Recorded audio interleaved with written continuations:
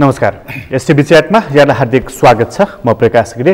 STV च्याटको आजको अङ्कमा हामी चर्चा गरेछौँ हाम्रो नेपालको आन्तरिक राजनीतिमा अब बाह्य प्रभाव र छायाहरू देख्न थालेको छ। खासमा भारतबाट अब दोहोरै ओहोर दोहोर हुन थालेको छ। दोहोरो भन्दा पनि श्रृङ्खलाबद्ध ओहोर दोहोर हुन थालेको छ। भारतबाट यसरी यो नेपालमा आउने क्रम जारी रहँदाखेरि चीन पनि कम रहेको छैन। उसले पनि त्यसै गरी आफ्नो उच्च पदस्थ व्यक्तित्वहरूलाई नेपाल पठाउने भनेर त्यसको तालिकाहरू सार्वजनिक गरिसकेको छ। र यी सबै कुरा हेर्दाखेरि एक हिसाबले हामी नेपालीले हेर्दा दुई ठुला राष्ट्रका प्रतिनिधिहरू नेपाल आउन थालेको र त्यो पनि निरन्तर बारम्बार तारन्तार आउन थालेको कुराले हाम्रो महत्त्व यसले झल्काउँछ। तर अर्को दृष्टिकोणबाट हेर्ने हो, अर्को एङ्गलबाट हेर्ने हो भने चाहिँ हामी कतै ब्याटल ग्राउन्ड त भइराखेका छैनौँ। दुई ठुला राष्ट्रहरूको र अझ परको पश्चिमा शक्ति राष्ट्रको हामी यदि ब्याटल ग्राउन्ड भइराखेका छौँ भनेदेखि त एउटा गम्भीर विषय हुन्छ। यसैले गर्दा यी दुई ठुला राष्ट्रबाट एउटा प्रतिनिधि आउने बित्तिकै अर्काको देशको पनि अर्को प्रतिनिधि आउने यो जुन होडबाजी चलिराखेको छ यसले के सङ्केत गरेको छ? आजको अङ्कको हाम्रो मूल बसाइ यो रहनेछ र यो मूल बसाइ रहँदा भारतसँग हाम्रो जसरी चिसोपन बढेको थियो, सामन्त गोयल रको प्रमुख आएको कुरा, भारतको स्थल सेना अध्यक्ष मनोज मुकुन्द नरवणे आएको कुरा र अहिले विदेश सचिव आएको कुरा, यी कुराले के सङ्केत गरेको छ त्यहाँबाट केन्द्रित हुनेछौँ र सँगै नेपालको आन्तरिक राजनीतिको बारेमा त प्रवेश गर्ने नै छौँ। आज हामीसँग कुराकानीको लागि स्टुडियोमा हुनुहुन्छ निरञ्जन थापा, पूर्व मन्त्री, राष्ट्रिय प्रजातन्त्र पार्टीको नेता हुनुहुन्छ। तपाईँलाई स्वागत छ। धन्यवाद। यो कुराको सुरुवात चाहिँ यो ठुला राष्ट्रहरूबाट खास गरी भारतसँग चाहिँ अलिकति चिसिएको थियो हाम्रो सम्बन्ध यो सिमानाको सन्दर्भलाई लिएर, जसरी हामीले चाहिँ नक्सामा त्यो कुरालाई अङ्कित गऱ्यौँ। त्यसपछि रको चिफ आए र यसरी आए, हाम्रो प्राइम मिनिस्टरसँग उनले 3 घन्टा संवाद गरे र त्यसमा उनी आए भेटे भन्दा पनि कसरी भेटे र त्यसमा प्रधानमन्त्रीको उत्तर के थियो भन्ने चाहिँ बडा रोचक खालको। उनले एउटा विशेष दूत पठाउँछु भन्थे, रको चिफ रहेछन्, मैले के गर्ने त भन्ने जुन उत्तर थियो नि, त्यहाँदेखि अहिले जुन विदेश सचिव नेपालमा आइराखेका छन्, यो सबै श्रृङ्खलालाई जोडेर हेर्दाखेरि चाहिँ तपाईँ कस्तो चित्र देखिराख्नु भएको छ? तपाईँले जुन प्रश्न गर्नुभयो एउटा ज्यादै निकै गम्भीर प्रश्न। यो प्रश्नको जवाब दिनुभन्दा अगाडि अलिकति म तपाईँलाई चाहिँ के भन्छ देशको अलिकति सर्वसत्ताको थोरै 2 मिनट जति मैले त्यसमा दिएपछि बल्ल यसमा चाहिँ चिन्तन गर्दाखेरि हुन्छ हामी कसरी हाम्रो चाहिँ नि देशलाई हामीले चाहिँ सर्वसत्ता सम्पन्न राष्ट्रको रूपमा हामीले जुन बनाएका छौँ। र आजसम्म पनि हेर्नुहोस्, म त राजदूत भएर बस्दाखेरिमा अरू देशहरूमा राष्ट्रिय पर्वहरू हुन्थे, स्वतन्त्रता दिवस भनेर भन्थे। मलाई गर्व लाग्छ के मेरो देश स्वतन्त्रता दिवस मनाउनु पर्दैन, म पहिलेदेखि नै जन्मदेखि नै मेरो स्वतन्त्र छु भन्ने थियो। यो स्वतन्त्रता सर्वसत्तालाई चाहिँ राष्ट्रलाई चाहिँ बनाउन हाम्रो बहुत ठुलो चाहिँ एउटा श्रृङ्खलाबद्ध चाहिँ नेपालमा आयामी भएका छन्। चाहे पृथ्वीनारायण शाहका 2 ढुङ्गाको तरुल भन्नुहोस्, चाहे तपाईँको चाहिँ के भन्छ नि शाहवंशीयका चाहिँ योगदानहरू हेर्नुहोस्, त्यस पनि जङ्गबहादुर राणाले पनि तपाईँ चाहिँ के भन्छ त्यति योगदान चाहिँ भीमसेन थापा उहाँको त एसिया फर एसियन भनेर चाहिँ के भन्छ नारा दिएर चाहिँ त्यत्रो चाहिँ नि उहाँले चाहिँ गर्नुभएको थियो। यो सबै कुरामा चाहिँ नि अब त्रिभुवन सरकारको थियो। अब एउटा कस्तो भयो भने त्यो बेलामा यो जुन अहिले तपाईँको भारतको म त्यो तपाईँले भनेकोमा आउँदैछु, त्रिभुवन सरकारको पालामा के भने अब तपाईँको दिल्ली सम्झौता भयो। दिल्ली सम्झौता भएपछि त नेपालमा त के भन्छ भने राजाको सचिव पनि इन्डियाको, मन्त्री परिषद पनि इन्डियाको, सेना पनि एउटा जर्नल बस्ने सबै चाहिँ तपाईँ जाने के भन्छ इन्डियाको मात्रै हुन्छ हाल्यो। देशको सर्वसत्ता कहाँ हो त यो भनेपछि राजा त्रिभुवनले 2010 सालमा नै भन्नुभयो कार्यपालिका, न्यायपालिका, व्यवस्थापिका यसप्रति मेरो जिम्मेवारी छ भने त्यो सर्वसत्ता चाहिँ के भन्छ जान लागो सर्वसत्ता फेरि उहाँले चाहिँ नि आफूमा चाहिँ केन्द्रित गर्नुभयो। त्यतिले मात्रै पुगेन, पहिलोपल्ट चाहिँ त्रिभुवनले चाहिँ के भन्छ सरकारले यो सेनामा पनि म तिमीहरूको परमाधिपति हुँ भनेर भन्नुभयो। यसरी तपाईँ चाहिँ भएको छ। त्यसपछि तपाईँको अब वीरेन्द्र सरकारको पाला आउँछ, के चाहिँ तपाईँको नेपाललाई शान्ति क्षेत्र कायम गर्नेदेखिबाट सबै कुराहरू ज्ञानेन्द्र सरकारको पालामा आइसकेपछि पनि त्यो देखिन्छ। अब तपाईँले जुन किसिमको चाहिँ भन्नुभयो कि रको प्रमुख जुन किसिमको नेपालको आगमन चीनको आगमन यताउता हुँदैमा रको प्रमुखलाई जुन आउनुभयो त्यो ज्यादै गम्भीर र निकै चाहिँ एउटा चाहिँ के भन्छ भने संवेदनशील विषय हो, जसलाई प्रधानमन्त्रीज्यूले बहुत हल्का रूपले चाहिँ प्रधानमन्त्री नरेन्द्र मोदीजीले भन्नुभएको थियो एउटा दूत पठाउने हो र उहाँ पो हुनु रहेछ भनेर भन्नुभयो। त्यस्तो किसिमले रको चिफ चाहिँ आउँदैन। रको चिफको भारतको रको चिफको जुन जन्म छ त्यो ज्यादै चाहिँ नि सफल उसको हिसाबले सफल छ। यस्ता किसिमका जासुसी संस्थाहरू धेरै छन् संसारमा। CIA छ, कुनै बेलामा KGB थियो, कुनै बेला इजरायलको मोसाद भन्ने थियो, तर त्यो भन्दा पनि सफल र छ। र रको यस्तो किसिमको क्रियाकलाप हुन्छ जस्तो उदाहरणको रूपमा चाहिँ तपाईँको सिक्किम हेर्नुहोस्। सिक्किम भनेको रकै हो सबै खेल। जब सिक्किममा चाहिँ 1950 को सन्धिबाट चाहिँ नि सिक्किम देशले चाहिँ नि म पनि एउटा भुटान जस्तो नेपाल जस्तो हुन पाऊँ भन्न थाल्यो सिक्किमले, र सन्धिको बारेमा कुरा गर्न थालेपछि भारतलाई रिस उठ्यो। र त्यो रिस उठिसकेपछि अब यसले चाहिँ यो सिक्किमलाई चाहिँ विलय गर्नु पर्यो भने इन्दिरा गान्धीले चाहिँ भन्नुभयो र त्यो काम रलाई दिनुभयो। त्यस बेलाको रको चिफ थिए RK काओ भन्ने, निकै सफल मान्छे मानिन्छन्। र RK काओले त्यो काम पाए र सिक्किममा तपाईँको चाहिँ त्यो बेला चाहिँ दुईवटा पार्टी थिए। एउटा तपाईँको चाहिँ नि के भन्छ भने नेसनल काङ्ग्रेस भन्ने ल्यान्ड अफ दोर्जेले गर्थ्यो, एउटा जनता काङ्ग्रेस भन्ने तपाईँको CK प्रधानले गर्थ्यो। दुईवटाले मिलाइदिए। दुईवटाले मिलाए तपाईँको निर्वाचन भयो, सब चिज भयो। निर्वाचन भइसकेपछि त तपाईँको चाहिँ नि सिक्किम त भारतमा विलय भयो होइन। 3000 माइल सिक्किम, जसलाई चीनले यति माया गर्थ्यो त्यो सिक्किमलाई। चीनले के भन्थ्यो भने सिक्किमलाई मेरा 5 औँलामध्ये एउटा औँला हो सिक्किम भन्थ्यो। त यस्तो किसिमले विलय भयो सिक्किम रको खेलबाट कि चीनले पनि के बोल्न सकेन। निर्वाचनकै माध्यमबाट चीनले पनि के बोल्न सकेन। 5वटा औँला मध्ये एउटा औँला रले खाइदियो चीनको, र चाहिँ तपाईँ चाहिँ के भन्छ बोल्न सकेन। त्यस कारणले रको त्यस्तो चाहिँ नि भूमिका हुन्छ। रको चिफलाई इन्दिरा गान्धीले 3टा काम दिनुभएको छ।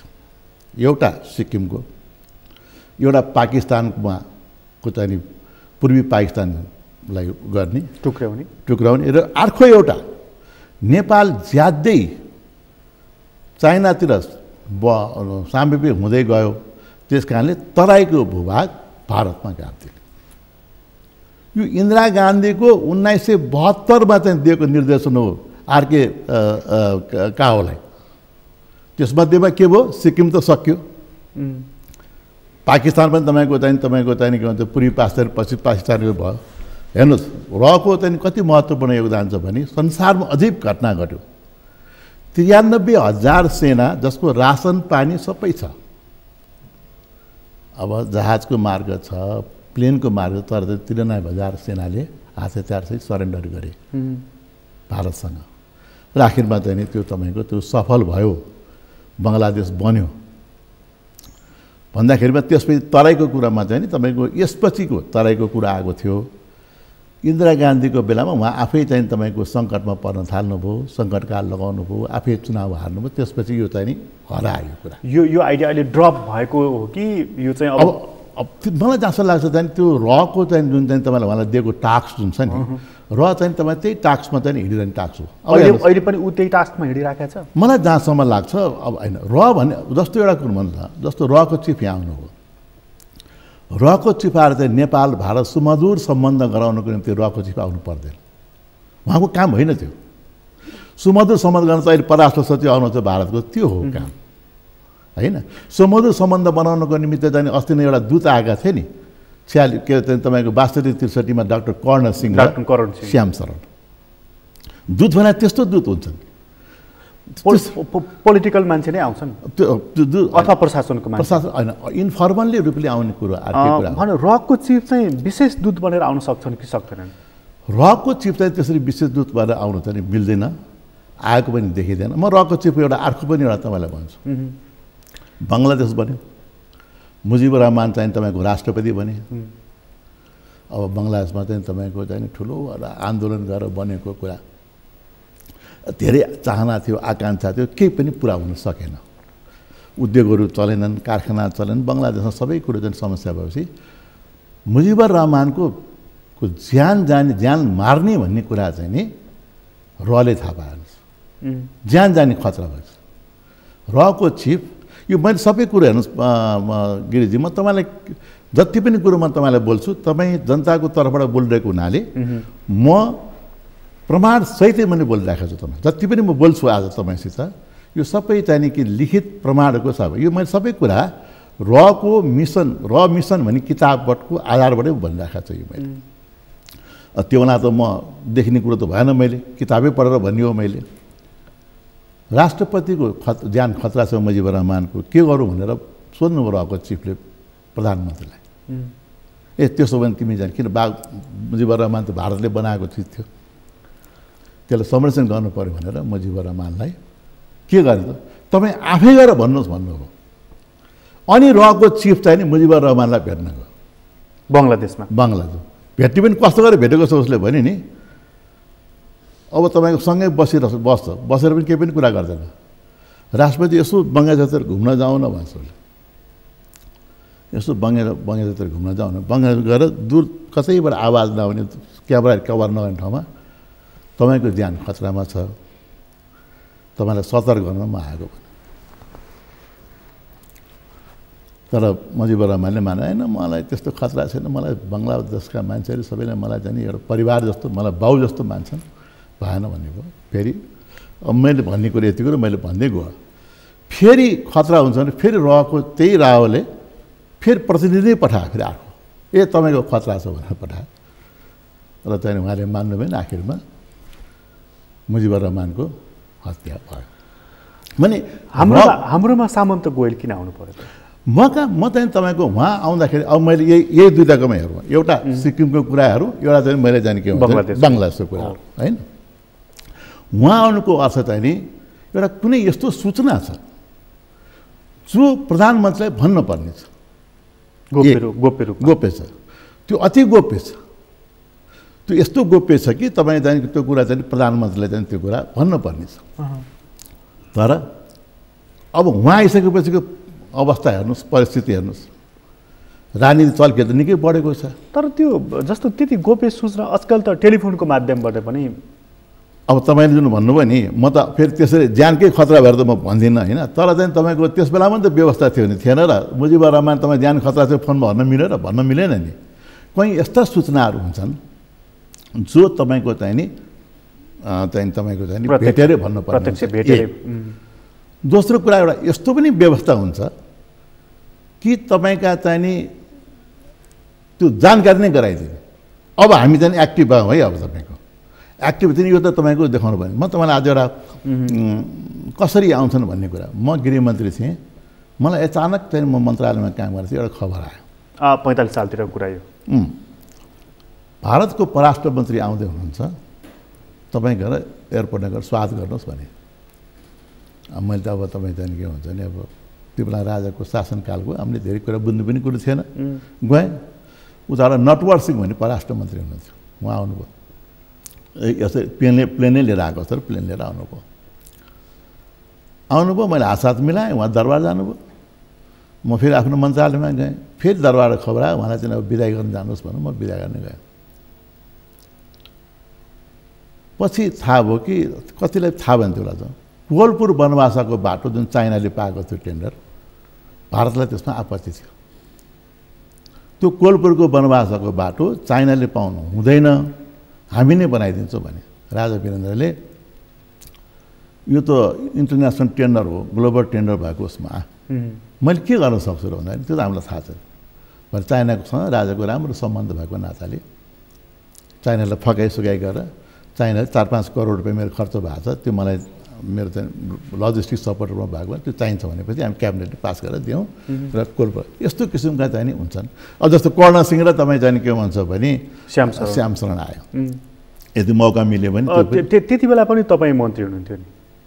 हो, त्यति बेला पनि मन्त्री हुनुहुन्थ्यो। उनीहरू के सन्देश लिएर आएका थिए? हेर्नुहोस्, राजा फाल्ने नै सन्देश लिएर आएका थिए? त्यो कुनै हालतले पनि होइन, त्यो राजा फाल्ने सन्देश कुनै हालत पनि होइन। त्यो अचम्मको घटना चाहिँ के भएको छ भने त्यो अजीबको घटना घटेको छ नेपालमा। सुनौँ न, भन्न मिल्छ होला। डाक्टर होइन, अब डाक्टर कर्ण सिंह आउनुको अर्थै चाहिँ तपाईँ चाहिँ के भन्छ र श्याम शरण आउनुको अर्थै चाहिँ के थियो भने नेपालमा इन्डियाको एउटा मात्रै के थियो, नेपालमा चाहिँ राजाले शासन लिनुभन्दा जनप्रतिनिधिले प्रधानमन्त्री बनाउनुपर्छ भन्ने थियो, जुन कुरो राजाले चाहिँ स्वीकार्य पनि थियो, आन्दोलन भइरहेको थियो होइन। श्याम शरण पनि आउनुभयो।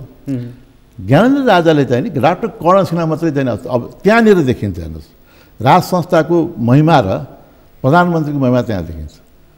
राजा ज्ञानेन्द्रले डाक्टर कर्ण सिंहलाई चाहिँ बरु एउटा मर्यादा दिनुभयो, श्याम शरणलाई चाहिँ दरबारमा प्रवेश गर्न दिनु भएन। त्यो श्याम शरण आएन। एकै सेकेन्ड रोके।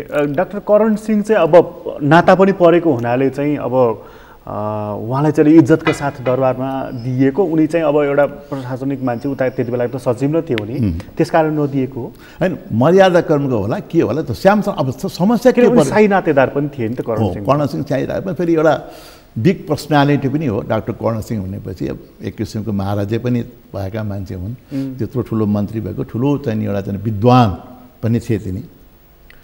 अब तपाईँको चाहिँ के भयो भने श्याम शरणलाई हेर्नुहोस्, यस्तो सानो कुरो, श्याम शरणलाई चाहिँ चित्त दुख्यो, बेइज्जती भयो। भारतबाट दुईवटा दूत आएपछि एउटा दूतले चाहिँ नि भेट पाउने, एउटा दूतले भेट नपाउने भनेपछि यसले मन्त्रणा गर्यो गिरिजाप्रसाद कोइरालासँग श्याम शरणले। अब ल यो राजालाई नै उडाउने कुरो छ, अब राजालाई हटाउनु पर्ने भयो यसमा, जबकि जनआन्दोलनमा राजसंस्था हटाउने भन्ने नारै छैन। तर माओवादीको गणतन्त्रको नारा थियो, एउटा मात्रै नै सेक्टर थियो, त्यो विशेष नारा चाहिँ तपाईँ चाहिँ थिएन। माओवादी कति वार्ता राजा 12 बुँदेमा पनि पूर्ण लोकतन्त्र भनिएको थियो नि। त्यसैले अब श्याम शरणले के गर्यो भने तपाईँ चाहिँ के भन्छ भने गिरिजाप्रसाद कोइरालालाई समाए, राम्रो सम्बन्ध त पहिला राजदूत भएको नाताले भए चाहिँ के भन्छ, ल यो राजालाई उडाउने भन्ने छ, म भारतको लाइन यही छ भने। अब गिरिजाप्रसाद कोइराला राष्ट्रपति हुने अलिकति एउटा लालच बढ्यो, भारतकै लाइन हो भन्दा भन्दा डाक्टर कर्ण सिंह गइसकेपछि श्याम शरण यहाँ बसे र चाहिँ के भन्छ तपाईँ चाहिँ राज संस्था चाहिँ हटाउने काम चाहिँ भयो। त राज संस्था हटाउने भन्ने काम हुँदाखेरिमा अब यसमा सानो कुरो मैले चाहिँ तपाईँलाई भनिहाल्नुपर्ने हुन्छ कि राजाकोलाई हटाउने भन्ने कुरामा त ज्ञानेन्द्र राजाको त्यसमा कुनै किसिमको चाहिँ यसमा चाहिँ नि हरेक क्रियाकलाप जति राजा जो शासनमा बसे एक ठाउँमा पनि संवैधानिक हिसाबबाट राजा ज्ञानेन्द्रबाट गल्ती भएको छैन। आन्दोलन भयो, 7 दलले चाहिँ के भन्छ भने चाहिँ के भन्छ नि आन्दोलन भएपछि राजाले हुन्छ 7 दल तपाईँहरू बस्नु भएको छ भने को हो त तपाईँहरूको प्रधानमन्त्री भन्नुहोस् भनेर प्रधानमन्त्रीको चाहिँ नाम मागियो, यिनीहरू दिनु सकेनन्। यो भयो तपाईँ 62-63 वैशाख 8 गते। तर तपाईँले संवैधानिक भन्ने एउटा शब्द त प्रयोग गर्नुभयो, राजनीतिक रूपमा त उनको स्टेप त्यति ठिक थिएन नि होइन? होइन, उहाँको स्टेप के थियो, उहाँको जस्तो चाहिँ तपाईँको चाहिँ सुरुमा अब यो कुरा गरेर नेपालको चाहिँ तपाईँको सार्वभौम सत्ता जुन छ नेपालको संविधानमा 2015 साल र पञ्चायती व्यवस्थाको संविधान र तपाईँ जाने के भन्छ 47 सालको संविधानमा राजालाई तपाईँको सार्वभौम सत्ता दिएको छ। 15 सालमा पुरै सार्वभौम सत्ता श्रीपादमा निहित हुनेछ, पञ्चायती व्यवस्था त हुने नै हो। 47 सालको एउटा महत्त्वपूर्ण उद्देश्य छ, त्यहाँ के भन्यो भने देशको सार्वभौम सत्ता श्री 5 र नेपाली जनतामा हुनेछ भन्यो।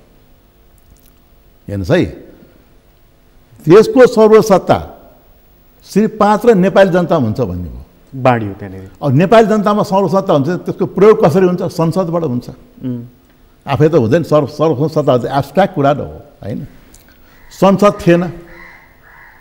त सर्वोच्च सत्ता कहाँ गयो त भने श्री 5 मा गयो। र श्री 5 मा गइसकेपछि प्रधानमन्त्री शेरबहादुर देउवाले के भन्नु भने म चाहिँ 6 महिनापछि चुनाव गर्न सक्दिनँ, 1 वर्षमा गर्छु भन्नुभएपछि त्यसपछि त 1 वर्षमा चुनाव गर्ने भन्ने कुरो संविधानले दिँदैन, किनभने अब ममा भएको सर्वोच्च सत्ता म प्रयोग गर्छु भनेर उहाँले भन्नु। त्यही सर्वोच्च सत्ताकै अधिकारबाट हेर्नुहोस् है। तर उहाँलाई अलिकति महत्त्वाकांक्षा चाहिँ अलिकति जागेको हो नि, जस्तो चाहिँ शासन लिनुभयो, शासन लिएपछि उहाँले के गर्नु भन्दाखेरि एउटा स्थायी आयोग गठन गर्नु हो। हेर्नुहोस् है, अब त्यो आयोगको जिम्मेवारी यसो हेरेको उसले अनुसन्धान पनि उसले गर्छ, मुद्दा पनि उसैले चलाउँछ, फैसला पनि उसैले गर्छ, दण्ड पनि दिन्छ। त्यो त न्यायको सिद्धान्तले त काहीँ पनि मिल्दैन नि त। त्यो त उहाँमा अलिकति प्रतिशोधको भावना पनि देखिन्छ नि त्यसबाट। राजामा तपाईँको प्रतिशोधको, राजा भनेकै त्यही हो कि तपाईँको जसमा प्रतिशोध भन्ने नै हुँदैन। यो चाहिँ तपाईँको चाहिँ के भन्छ नि, जस्तो अहिलेको प्रधानमन्त्रीको सुनिन्छ नि अथवा अरू जस्तो सुनिन्छ, हाम्रो पञ्चायत व्यवस्थामा थियो प्रतिशोध थिए। एउटा प्रधानमन्त्री पञ्चायत व्यवस्था एउटा प्रधानमन्त्री अर्को प्रधानमन्त्रीलाई मुद्दा लगाएकै हुन्थ्यो, जेल हालेकै हुन्थ्यो। राणाकोमा त्यस्तै हुन्थ्यो। त्यो के व्यक्तिगत इगो? त्यो इगोले भने त राजा भनेको चाहिँ के हुन्छ, कस्तो हुन्छ भने त्यसरी त हामी राजा मान्छौँ। राजामा चाहिँ तपाईँ त्यो प्रतिशोध इगो भन्ने हुँदैन थियो। एउटा मन्त्री नाममा लिन्न, बहुत गाली गर्नुहुन्थ्यो राजाले, राजालाई मन पर्दैन थियो, तर उहाँलाई मन्त्री बनाउनुहुन्थ्यो। अच्छा ठिकै छ, प्रतिशोध भ्रष्टाचार नियन्त्रण आयोगको कुरो भन्नु मलाई एकदमै चाहिँ तपाईँले एउटा कुरो ल्याइदिनु भयो। यसमा चाहिँ तपाईँको चाहिँ भ्रष्टाचार नियन्त्रण आयोग एउटा मिनबहादुर रायमाझीजी भन्ने पहिले अहिले पछि प्रधान न्यायाधीश हुनुभयो। उहाँले एउटा किताब लेख्नु भएको छ कि के अरे न्याय प्रशासनमा मेरो चाहिँ 40 दशक भनेर उहाँ किताब लेख्नु। त्यस्तो भ्रष्टाचार नियन्त्रण आयोग चाहिँ मैले नै खारिज गरिदिएँ भनेर उहाँले भन्नुभएको छ।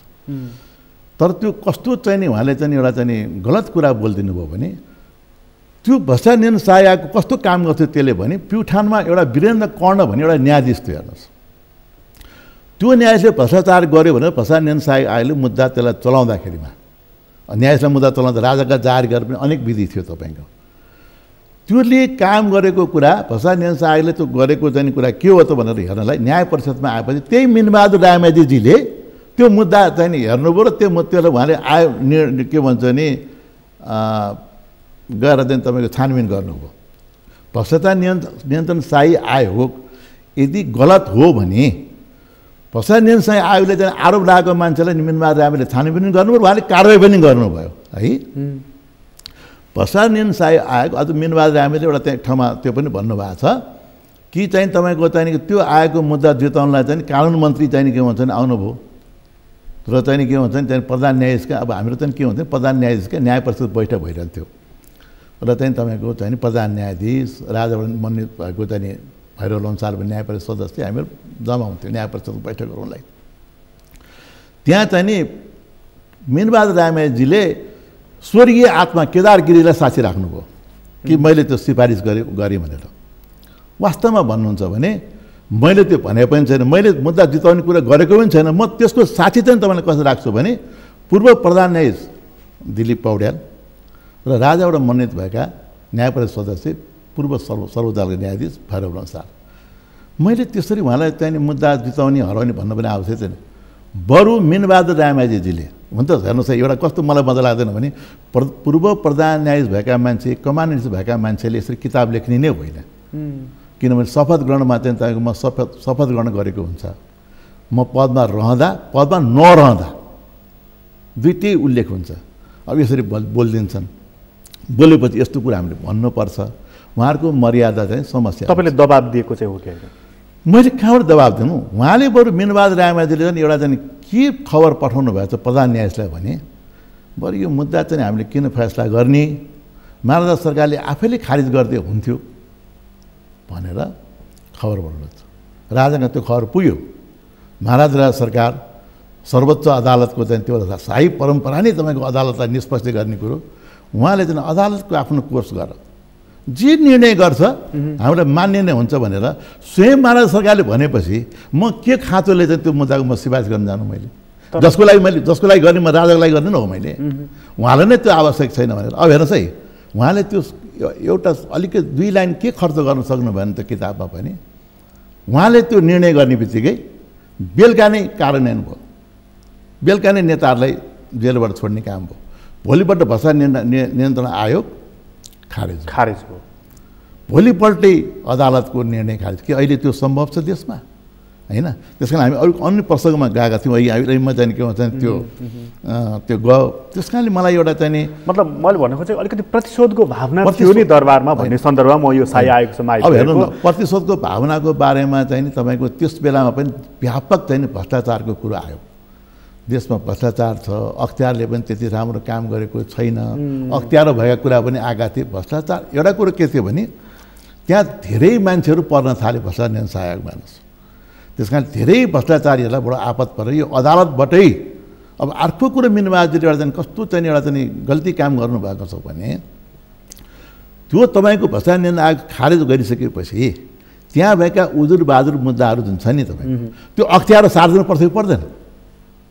त्यहाँ त ठुलो अनुसन्धान भएको थियो नि, उहाँले त्यो सार्ने काम पनि अख्तियारमा गर्नु भएन। त्यो सबै चाहिँ तपाईँ चाहिँ के हुन्छ भने बरी गर्नुभयो।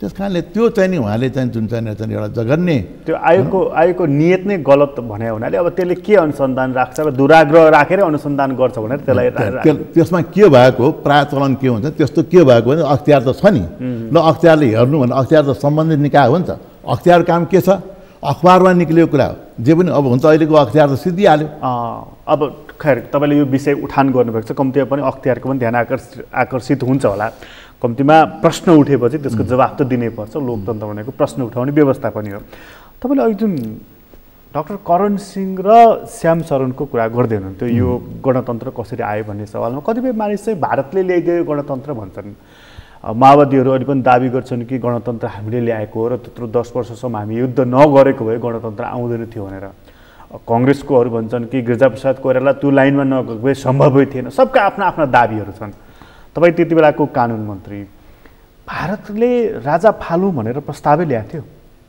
हेर्नुहोस् भारतको त्यसरी राजा फाल्ने काम चाहिँ नि उहाँले त्यति साह्रो त्यो भारतको त्यो बेलामा त्यो दृष्टिकोण थिएन अथवा उसले केही अरू हिडेन केही सम्झौताको लागि केही ल्याएको थियो दरबारलाई भारतको तपाईँको चाहिँ नि के भन्छ भने ज्ञानेन्द्र राजालाई पनि एउटा चाहिँ भुटानको राजा जस्तो हुने किसिमका प्रस्तावहरू नआएको होइनन् वीरेन्द्र राजालाई पनि त्यस्ता कुराहरू नआएको होइनन् म भारतको इन्टेन्सन मैले तपाईँलाई भनेको सिक्किममा जब तपाईँको चाहिँ नि अब पुरै भारतमुखी नै चाहिँ नि पार्लियामेन्ट बन्यो र चोग्यालका सम्पूर्ण विरोधी मान्छे चाहिँ संसदमा भए पनि त्यहाँ पनि सिक्किमको राजालाई हटाएको छैन भारतले त्यहाँ राजा सेरेमोनियल किङको रूपमा चाहिँ चोग्याल चाहिँ त्यहाँ पनि बसिराखेका देखिन्छ जब चोग्याल यहाँ आउनुभयो नेपालमा शुभराज्याभिषेकमा आउँदाखेरिमा यहाँ चाहिँ अलिकति उहाँको चोग्यालको चलखेल बढ्यो चिनकोलाई प्रधानमन्त्रीलाई भेट्नुभयो राजासित कुरा सबैले कुराकानी गरिसकेपछि यो बढी नै भयो कि क्या भने बल्ल चाहिँ नि राजालाई हटाउने काम त्यहाँ गरेको छ अनि त्यसपछि हटाइ डाक्टर कर्ण सिंहलाई पठाउनु भनेको त राजाको नातेदार राजाको आफ्नो मान्छे राजालाई सम्झाऊ बुझाऊ भनेर पो पठाएको हो त आज डाक्टर कर्ण सिंहले राजतन्त्र हटाउनु भनेको भनेको त छैन यसै प्रसङ्गमा अब जनआन्दोलन भन्ने कुरा नै म मान्दिनँ हेर्नुहोस् किनभने वैशाख 8 गते 7 दलको मान्छे प्रधानमन्त्री चाहिँ नि बनाउन नाम लिनुहोस् भनेर राजाले भने नाम दिन सकेनन् वैशाख 11 गते चाहिँ नि के प्रस्ताव आयो भने संसदको पुनर्बहाली गरी पाऊँ भनेर भने संसदको पुनर्बहाली नभइकन पनि एकचोटि गिरिजाप्रसाद कोइरालाले पुनर्बहाली संसदको एउटा मिटिङ पनि गरे एकाडेमीमा तर त्यसले वैधानिकता प्राप्त गरेन किनभने गिरिजाप्रसाद कोइराला सर्वसत्ता थिएन त्यही सर्वसत्ता राजामा भएको नाताले महाराज राज ज्ञानेन्द्र विक्रम शाहदेवबाट नै संसदको पुनर्बहाली भयो गिरिजाप्रसाद कोइराला जनआन्दोलन भने त कस्तो हुनुपर्थ्यो भने गिरिजाप्रसाद कोइराला आफै प्रधानमन्त्री हुने देशमा आफै राष्ट्रपति हुने आफै संसद हुने भए पो जनआन्दोलन भयो त यो त राजाले पुनर्स्थापन गर्नु पर्यो संसद गिरिजाप्रसाद कोइराला राजाले प्रधानमन्त्री बनाउनु पर्यो राजाकै पावरबाट संसद बन्यो दुर्भाग्यवश अन्तरिम संविधान बनायो अन्तरिम संविधान बनाइसकेपछि त्यो अन्तरिम संविधान के थियो त 47 सालको संविधानको पावरले बनाएको थियो पावर त त्यहाँबाट आउँछ नि 47 संविधान के थियो राज संस्था थियो संविधान सभाको तपाईँको बैठक पनि भएको छैन संविधान सभाको निर्वाचन भएको छैन संविधान पनि बनाएको छैन राज संस्था हट्यो भनेर यो के भस्मासुर भने जस्तो भस्मासुरको रूपमा जसले प्रतिनिधि सभा पुनर्स्थापन गर्यो जुन गिरिजाप्रसाद कोइरालाले सकेन जुन जनआन्दोलनकारीहरूले चाहिँ पुनर्स्थापन गर्न सकेनन् ज्ञानेन्द्र राजाले गरे उहाँले कहाँनिर जाने मिस्टेक गर्नुभयो होइन त्यसपछि चाहिँ तपाईँ जाने के भन्छ भने हट्ने भनेपछि हटिदिनु भयो तर त्यो जनआन्दोलन फेरि त्यसरी उग्र रूपमा आएर एउटाले अर्कोलाई सिद्धाउने किसिमले आएको भए त फेरि त्यो त ठुलो रक्तपात हुन्थ्यो नि रक्तपातलाई त राजा ज्ञानेन्द्रले बचाएको होइन र भने होइन रक्तपात गर्ने शक्ति त ज्ञानेन्द्र राजासित पनि त थियो नि त्यत्रो सेना त तपाईँको दिएन नि त्यो हुँदैन नेपालको सेना भने कस्तो छ भने यसको इतिहास तपाईँ चाहिँ के भन्छ जहिले पनि राजालाई चाहिँ मानेको इतिहास हेर्नुहोस् म तपाईँलाई बताउँछु एउटा भीमसेन थापा भनेको वास्तविक चाहिँ सेनाको चाहिँ पहिलो प्रधान सेनापति र चाहिँ नि सेना जस्तो चाहिँ भीमसेन थापा त कस्तो राष्ट्रवादी मान्छे थियो भने अहिले जति पनि सेनाको जुन छ नि तपाईँको बेलासँग लड्नुपर्छ भनेर बेलायती स्टाइलले भने ट्रेनिङ गराउनु भएन। फ्रेन्च स्टाइलको हाम्रो जति सेना छ नि यहाँ सब फ्रेन्च स्टाइलको हाम्रो यहाँको एसिया फर एसियन भन्ने मान्छे भीमसेन थापा। त्यसरी त्यो बेला छाउनी भन्ने थिएन, युनिफर्म भन्ने मिलिट्रीको थिएन, तलब भन्ने थिएन, सबै भीमसेन थापाले व्यवस्था गरेको। भोलि गएर ब्रिटिससँग लड्नुपर्छ भनेर त्यसरी सर्वसत्ता बचाएको देश हो। अब हेर्नुहोस् है, भीमसेन थापालाई मुद्दा लाग्यो, तिम्रो अन्तिम इच्छा के छ भन्दा भीमसेन थापाले के भन्नुभयो भने मलाई चाहिँ ब्यारेकबाट चाहिँ मलाई चाहिँ के भन्छ नि लिएर जानुहोस् भने। उहाँको इच्छा के थियो नि मैले यत्रो गरेको छु सेनालाई, मलाई ब्यारेकबाट जाँदाखेरि मलाई त्यो सेनाले चाहिँ मलाई बचाउँछन् कि भन्दाखेरिमा त्यो सेनाबाट पाता फर्काएको भीमसेन थापाले सेनाले हेरेन। हेर्नुहोस्, त्यस कारणले राजाप्रतिको लोयल्टी सेनाको बारेमा अलिकति शङ्का उपशङ्का गर्नुपर्ने छैन। राजा नै ज्ञानेन्द्र राजा आफै रक्तपात शाहवंश नै रक्तपातमा विश्वासै गर्दैनन्। म एकै मिनट तपाईँसँग यो कुरा गरेँ, जस्तो यो त्यति बेलाको सरकार जुन सरकारमा तपाईँ कानुन मन्त्री हुनुहुन्थ्यो त्यसले माओवादीसँग पनि संवाद गर्यो, भारतका दूतहरूसँग पनि संवाद गर्यो।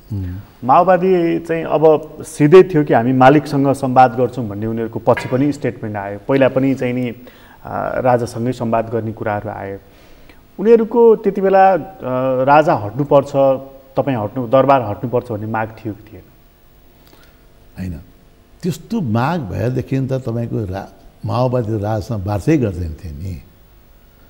त्यो वार्ताको अर्थ के आउँछ भन्नुहोस् त? वार्ताको अर्थ यति होला, राजाको तपाईँले गरेको अहिलेको चाहिँ के भन्छ नि सम्पूर्ण अधिकार होइन, कम अधिकार लिनुहोस्, यस्तो किसिमका कुराहरू मात्रै हो। भनेको पावर अलिकति घटाउने मात्रै कुरा थियो। अब तपाईँले यो कुरा आज कति कुरा आज म तपाईँलाई अप्रकाशित कुरा भन्न मन लागिरहेछ। माओवादीसँग राजाले चाहिँ नि ज्ञानेन्द्र राजाले वार्ता गर्नुपर्छ भन्ने कुरा माओवादीको चाहना पनि थियो, राजाको पनि चाहना थियो। राजा भने कस्तो हुन्छ नि तपाईँ चाहिँ के हुन्छ, ऊ गाइड चाहिँ संविधानबाट गाइड भइहाल्छ। संविधान पो चाहिँ यस्तो किसिम, म राजा वीरेन्द्र पालामा गृहमन्त्री थिएँ, हेरै त्यो संविधानले के भन्छ है, कानुनले के भन्छ भने बारम्बार चाहिँ के भन्छ राजाबाट हुन्थ्यो। अब वार्ता गर्दाखेरि समस्या के पर्यो, त्यो बेला चाहिँ माओवादीहरूलाई चाहिँ मुद्दा लागिसकेको थियो। अपराधीसित राजाले चाहिँ वार्ता गर्न हुन्छ कि हुँदैन भन्ने चाहिँ तपाईँको एउटा टेक्निकल चाहिँ प्रब्लम चाहिँ राजालाई पर्यो। अहिलेको जस्ता प्रधानमन्त्री होइन नि राजा भने त। अहिलेको प्रधानमन्त्री त कार्यपालिका पनि आफ्नै, न्यायपालिका पनि आफ्नै, व्यवस्थापिका पनि आफ्नै, हुँदा त राष्ट्रपति नै आफ्नै। त्यतिले नपुगेर सेना पनि पायो भने चाहिँ के भन्छ सेना पनि परिचालित गर्छु भने त्यस्तो किसिमको त तपाईँको त राजाहरू हुँदैनन् जुन अहिलेको प्रधानमन्त्रीले गरेको देखाउनु भएको छ। मैले तपाईँले भने जनआन्दोलनबाट तपाईँको चाहिँ नि के भन्छ यो आएको होइन, यो चाहिँ तपाईँको 62-63मा राजाले नै आफैले गरे। राजालाई चाहिँ तपाईँको चाहिँ नि शकुनीको पासा बडो चाहिँ जाल प्रपञ्चबाट चाहिँ नि तपाईँको चाहिँ नि न जनताको भनाइ थियो न केही थियो, गिरिजाप्रसाद कोइरालाको राष्ट्रपति हुने चाहना त्यो र श्याम शरणको लागि चाहिँ तपाईँको युगोमा चोट लागेको हुनाले सार्कको मिटिङमा चाहिँ राजाले चाहिँ चीनको जुन प्रस्ताव गरे नि त्यसले पनि त नमिठो बनाइदियो नि भारतको। जहिले पनि कुरा के छ भने तपाईँ सबभन्दा पहिला म तपाईँको उसबाट यो लोकप्रिय जान के भन्छ भने भारत र नेपाल कहिले पनि विरोधी होइनन्। हेर्नुहोस्, भारत र नेपाल एकअर्काका विरोधी हुनै सक्दैन। हाम्रो यति परम्परादेखि मित्रता छ कि हुने छ। तर कहिलेकाहीँ तपाईँ तत्कालीन भारतका तत्कालीन सरकार र नेपालका तत्कालीन सरकारसँग मतभेदहरू हुन्छन् होइन इस्युमा। अब जहिले पनि भारतलाई चिन्ता चाहिँ के हुन्थ्यो भने यो चाहिँ नि चीनतिर झुक्दै गएको छ, चीनतिर झुक्दै गएको छ, हामी चीनतिर झुक्या होइन। हाम्रो चाहिँ उद्देश्य के थियो भने हामी कसरी चाहिँ यो देशलाई चाहिँ तपाईँको स्वतन्त्र राख्ने भनेर स्वतन्त्र राष्ट्र राख्नको निम्ति गइरहेको छ भने जहिले पनि नेपाल चाहिँ हामीले भनेकै मानुहोस् हाम्रै पोल्टामा खेलिराखोस्, काखमा खेलिराखोस् भन्ने चाहन्छ। त्यस्तो हुन्थ्यो। जस्तै मै गृहमन्त्री हुँदा पनि राजदूतलाई भेट हुन्थ्यो, इन्डियाको यताउता भन्थ्यो, पत्र पत्रिकामा भारतको विरोधमा कुराहरू आइसकेपछि चाहिँ के हो यस्तो हाम्रो विरोधमा भारतको विरोधमा आयो भन्ने हुन्थ्यो। त्यो कहिले पनि भारतले के बिर्सिन्थ्यो भने चाहिँ नि यो नेपालमा पनि प्रजातन्त्र छ है, प्रजातन्त्र भएपछि त सरकारले त्यो पत्रिकामा ननिकाल भनेर भन्न गाह्रो हुन्छ नि। अब त्यो बेलामा समझ जहिले पनि उसलाई चाहिँ के छ भने तपाईँको चीनसँग हामी झुक्यो। आज पनि उसलाई यही कुराले काम गरिराखेको छ कि नेपाल चीनतर्फ ढल्किएको छ र अझ BRI-मै सम्झौता गरिसकेपछि अर्को व्यापार तथा पारवहन सम्बन्धी 5वटा महत्त्वपूर्ण मुद्दामा सम्झौता गरेपछि यो चीनतर्फ ढल्किएको छ भन्ने भावनाले भारतलाई अहिले पनि काम गरिराखेको छ र त्यसैको सिलसिला हो त यो भेटघाटको यो दौडधुपको होइन। अब कस्तो छ नि भारतसँग तपाईँको झुकेको छ भन्दा पनि तपाईँ चाहिँ के भन्छ भने प्रधानमन्त्री अहिलेको खड्गोलेजीले ब्यालेन्स गर्न नसकेको हुनाले अहिले तपाईँले भन्नुभएको कुरो चाहिँ बडो डरलाग्दो अवस्था मुलुकमा आएको छ हेर्नुहोस्। किनभने अब चिनको पनि दौडादौड सुरु भएको छ, भारतको पनि दौडादौड छ। हामी सानो देशको रूपमा हामी बसेका छौँ दुईटामा, बडो कुटनीतिक तरिकाले बहुतै डिप्लोमेटिक तरिकाले राजाले चाहिँ दुवै राजाले चाहिँ के भन्छ यसलाई चाहिँ कायम गरेको छ। राजा निष्पक्ष हुन्छ, स्वार्थ उसको देशलाई मात्रै हुन्छ भन्ने थियो नि। त अहिले चाहिँ तपाईँ चाहिँ के भन्छ नि अब चाहिँ प्रधानमन्त्रीकै रोलबाट चाहिँ तपाईँ चाहिँ के भन्छ नि अहिले चलखेल चाहिँ तपाईँको विदेशीको चलखेल बढ्यो। अब राजदूतको पनि व्यापक रूपले बढेको छ। भोलि चिनले नै केही प्रस्ताव ल्यायो भने नेपालले के भन्ने, भारतले ल्याएको प्रस्ताव के भन्ने। त्यस कारण हाम्रो त बडो कुटनीतिक तरिकाले हामीले गर्नुपर्ने कुरा के थियो, प्रधानमन्त्रीले ब्यालेन्स गर्न सकिराख्नु भएको छैन। अहिलेको प्रधानमन्त्रीले त के पनि गर्न सक्नु भएन। उहाँ कतातर्फ टिल्ट हुनुभएको छ सुन्नुहोस् न, उहाँको चाहिँ तपाईँको यही त एउटा समस्या छ। सबभन्दा पहिले त उहाँ हाम्रो देशको प्रधानमन्त्री कतै पनि टिल हुनु हुँदैन। हामी टिल हुने बित्तिकै हाम्रो स्वतन्त्र अस्तित्वै खतम हुन्छ, खतरामा पर्छ होइन। अब त्यस कारणले गर्दा अब प्रधानमन्त्री अजीबको प्रधानमन्त्री अहिले हामीले पायौँ कि उहाँको आफ्नो स्वार्थ सिद्धिको निम्ति जता पनि टिल हुन सक्ने अवस्था देखिन्छ, होइन। कहिले चिनतिर पनि उहाँको झुकाव देखिन्छ, कहिले भारततिर पनि झुकाव। भनौँ न उहाँलाई अब उहाँकै भनाइबाट अब नरेन्द्र मोदीसँग उहाँको यति राम्रो सम्बन्ध छ, उहाँले दूत पठाउनुहुन्छ, होइन। दूत पठाउने हो भने त तपाईँ जाने के भन्छ भने त्यो नक्सा सम्बन्धी कुरा पनि मिलाउन सक्नुपर्ने हुन्थ्यो नि त। यो विदेश सचिवको भ्रमण मार्फत यो कुरा अघि बढ्दैन बढ्ला, तर चाहिँ तपाईँ चाहिँ के हुन्छ भने चाहिँ त्यो यसले धेरै टाइम लिन्छ होला, धेरै समय लिन्छ होला। तर यो अहिलेको परराष्ट्र सचिव आएको चाहिँ कुरा चाहिँ हुन्छ राम्रो कुरा हो। यो चाहिँ तपाईँको चाहिँ त्यो रको चिफ आएको जस्तो यो चाहिँ होइन।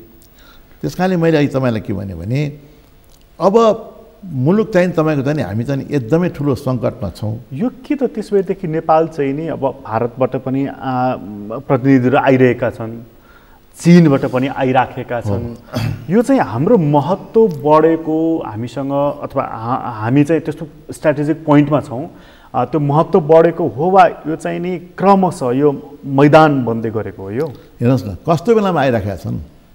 जुन बेलामा चाहिँ मुलुकको प्रधानमन्त्री सङ्कटमा छ।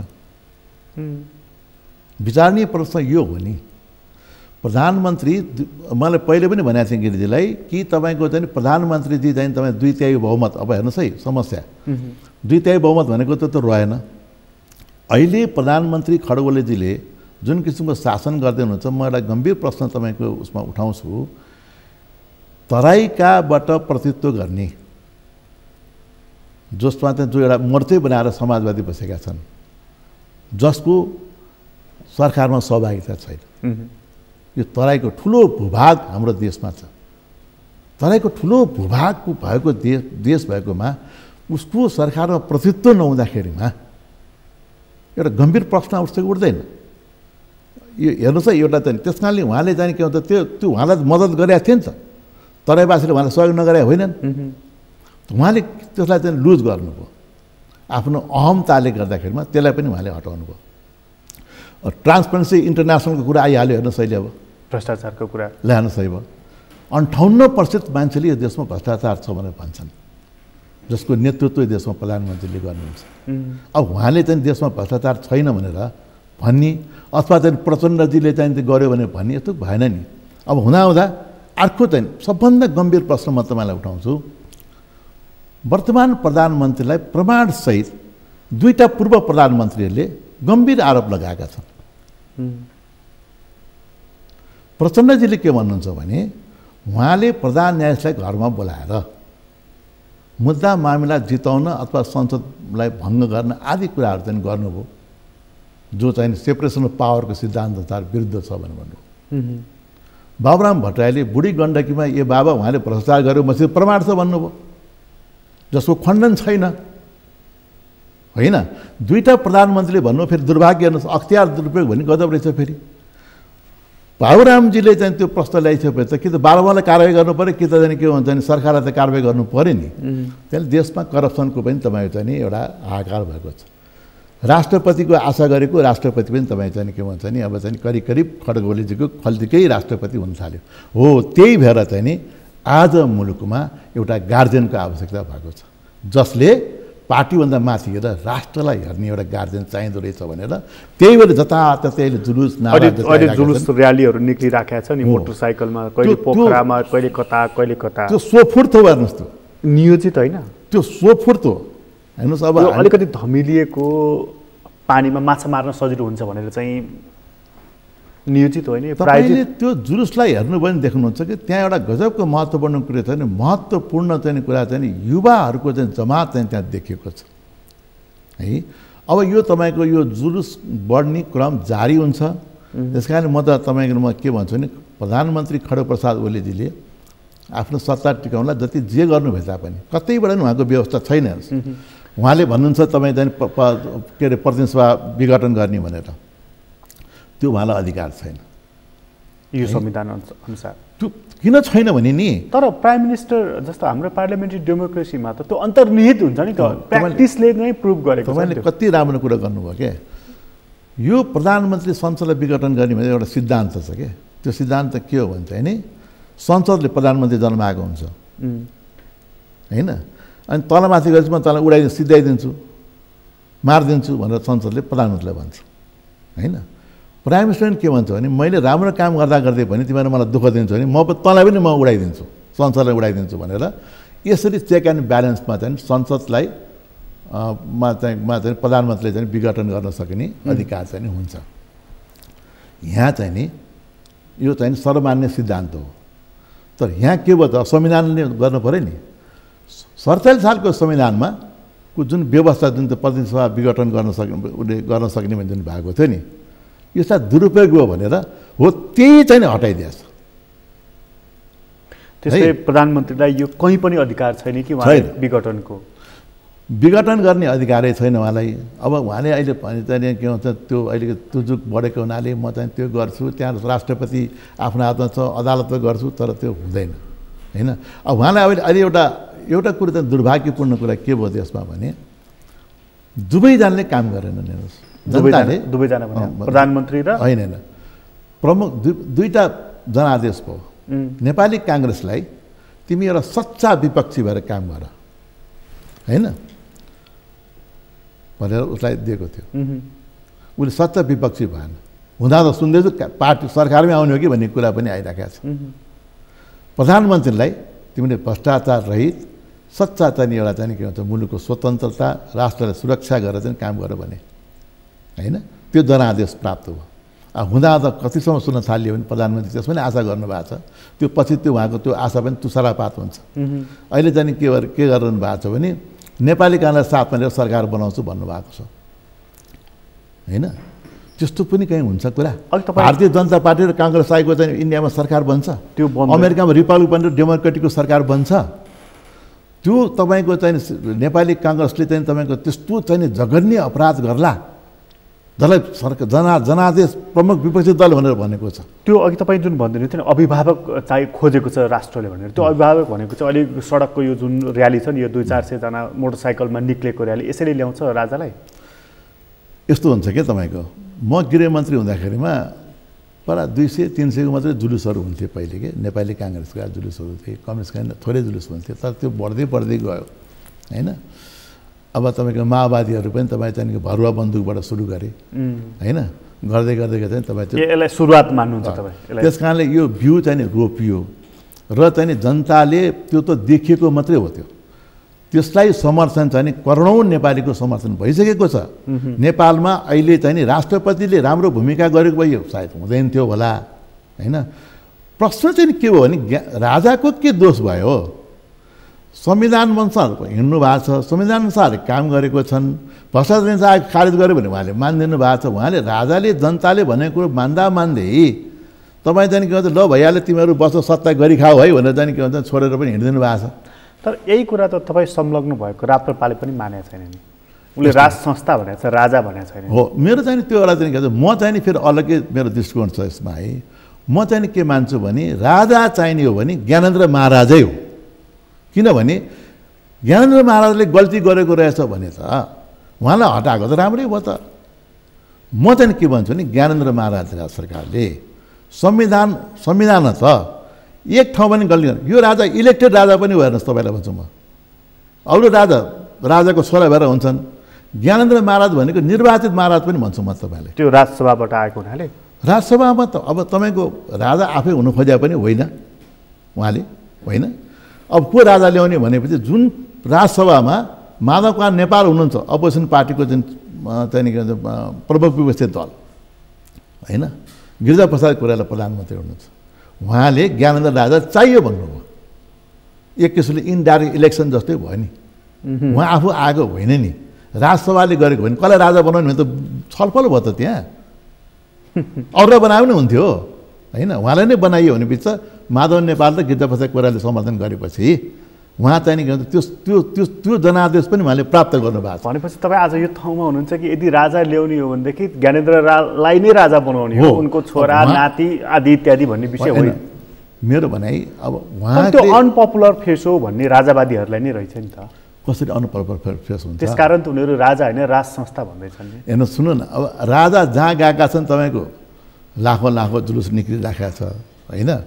अब अहिले जुन जुलुस निक्लिएको छ त्यो ज्ञानेन्द्र राजाको लागि भनेर नै हो। मेरो भनाइ उहाँको किन उहाँलाई हटाउनु पर्ने कारण के त? जब उहाँले कुनै गल्ती नै गर्नु भएको छैन भने मैले बुझेँ तपाईँको संसद मरेको संसदलाई बचाइदिनु भएको छ। अन्तिममा मैले सोध्न चाहेँ, यदि राज संस्था या तपाईँको भाषामा राजा, राप्रपाको भाषामा राज संस्था नै बिउताउने हो भनेदेखि त्यो भारतको बलमा कि चीनको बलमा कि पश्चिमाको बलमा कि यो अहिलेको र्यालीको बलमा? नेपालीको मुटुको बलमा राजा ल्याउने हो भने त्यो अरूको बलमा आएको राजा त फेरि टिकाउनै हुँदैन। हिजोको जस्तै फेरि टिकाउ नेपालीको बलमा देश सङ्कटमा परेको बेला छ, होइन। राजाबाट म एउटा सानो एउटा कुरो म तपाईँलाई कतिको टाइम मिल्छ म भन्छु। बिल्कुल टाइम सकिसक्यो। म एउटै कुरो भन्छु, राजाबाट कस्तो हुन्छ भने प्रधानमन्त्री राजाले ज्ञानेन्द्र महाराजले अप्रकाश भन्छ राणा भाटलाई बनाउन चाहनुहुन्थ्यो प्रधानमन्त्री, है। राणा भाट चाहिँ म सभामुख चाहिँ म छोड्दिनँ भन्न थाल्यो। महाराजा सरकारले लेजिस्लेटिभ र एक्जिक्युटिभको मान्छे त चाहिँ के हुन्छ भने त प्राइम मिनिस्टर त हुन सक्दैन, बनाउनु भएन, आफूले बनाउँदा कतै पनि। अब हेर्नु चाहिँ सात दलले के गर्यो भने प्रधान न्यायाधीशलाई प्रधानमन्त्री बनाइदियो, खिलराजलाई। यस्तो संसारमा हुन्छ। आज त्यही प्रधान न्यायाधीश खिलराजलाई चाहिँ बनाएको नाताले देशमा चाहिँ जुडिसियरी धराशायी हुनुभयो, होइन। राजाबाट चाहिँ कस्तो हुँदो रहेछ अब भने उनी विधि मिच्दा रहन्छन्। संविधान बिच्ने काम चाहिँ राजाबाट संविधान बिच्ने काम हुँदैन। उसलाई के छ स्वार्थ? उसलाई चुनाव लड्नु छैन, ऊ राष्ट्रलाई हेरिराखेको हुन्छ। त्यस कारणले म अन्तिममा के भन्छु, खड्गप्रसाद ओलीको एउटा लास्ट एउटा उपाय छ उहाँले, हेर्नुहोस्, यो देशमा के नेताको शालिकै पाइएन कि हामीले एउटा यस्तो शालिक जस्तो लाग्छ के भने नेता नि गएर यसो फुलको माला चढाएर माया गरौँ जस्तो लाग्छ। कोही पनि शालिक भएन। खड्ग ओली त्यो शालिक बन्न सक्नुहुन्छ। हेर्नुहोस् कसरी उहाँले अब यो अवस्था, अब तपाईँको संहिताको पनि अवस्था यस्तो आएको छ, राजाको यस्तो भएको छ, आफ्नै पनि समस्या छ, विदेशीको चलखेल भएको छ भने अब चाहिँ यो संविधानले काम गरेको छैन भनेको हुनाले उहाँले एउटा गोलमेज सम्मेलन गरेर राजा पनि कसरी अटाउने, यो संविधानमा के संशोधन गर्नु पर्यो भनेर एउटा चाहिँ के भन्छ गोलमेज सम्मेलन गरेर एउटा निकास दिन सक्ने बाटो अहिले पनि खड्गप्रसाद ओलीमा छ। यदि त्यो दिनुभयो भने खड्गप्रसाद ओली यहाँ साँच्चै नै पूजनीय शालिक भएर बस्नेछ। गोलमेज गरेर उहाँले राजाको लागि बाटो खोलिदिने, बाटो खोल्ने राजालाई चाहिँ किन, अरू पनि धेरै संवैधानिक अडचनहरू आए जुन संविधानमा चाहिँ तपाईँको सबैको सर्वमान्य भइराखेका छन्। सर्वमान्य संविधान बनाऊ जहाँ राजा पनि अटाओस्, होइन। संहिताको बारेमा के छ सबै कुरो होस् नि। जन्म सङ्ग्रह पनि गरे पनि हुन्छ। राजा वीरेन्द्रले राजाले जन्म सङ्ग्रह पनि गरे नेपालमा। त्यो काम चाहिँ प्रधानमन्त्री केपी ओलीले गरिदिनु भयो नि साँच्ची नै। अरूले नगरे नि तपाईँले चाहिँ फुल चढाउनु, माला लगाइदिनुहुन्छ। खोइ देशमा नेताहरूको शालिकै बनाउनु पाइएन। हस्, तपाईँलाई धेरै धन्यवाद। हजुर, आदरणीय दर्शक तपाईँलाई पनि धन्यवाद। आज हामीले कुराकानी गऱ्यौँ पूर्व मन्त्री निरञ्जन थापासँग। उहाँसँगको कुराकानी अहिलेलाई यति नै। एसटिभी च्याटबाट म प्रकाश गिरीलाई बिदा दिनु। सगरमाथा टेलिभिजन हेर्दै गर्नुहोला।